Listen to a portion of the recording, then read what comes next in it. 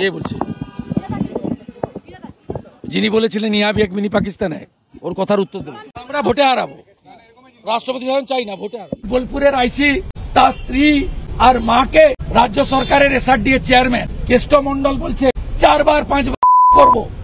ভাষা মুখে আনা যাবে না, কানে শোনা যাবে না। বিজেপি কে 15-20 হাজার লোক নিয়ে বোলপুরে পুলিশের মা বোনের সম্মানের জন্য মিছিল করতে হয়, আর আপনারা মমতা ব্যানার্জির ভয়ে চাকরি বাঁচানোর জন্য নিজের মেরুদণ্ডটাকে খুলে আলমারিতে রেখে এখানে ডিউটি করছেন। আমরা গভর্নর সাহেবকে বলেছি যে আপনি অ্যাকশন নেন। 2022 সালে অমিনপুর ইকবালপুরে লক্ষ্মী পুজোর দিন হিন্দুদের মেরেছিল, ঘর জ্বালিয়েছিল, দুর্গাপূজার ছুটি চলছিল।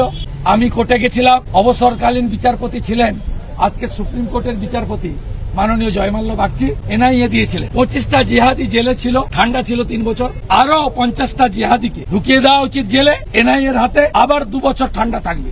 2 বছর লাগবে না। বাংলার হিন্দুরা যদি ঐক্যবদ্ধ হয়ে এই হিন্দু বিরোধী মমতাকে সরান, তাহলে বিজেপি সরকার এলে আমরা একটাও জিরো টলারেন্সের নীতিতে চলবো, কথা দিতে পারি। বাংলা হান্টের আরো খবর দেখতে নজর রাখুন। বাংলা খবর মানেই বাংলা হান্ট।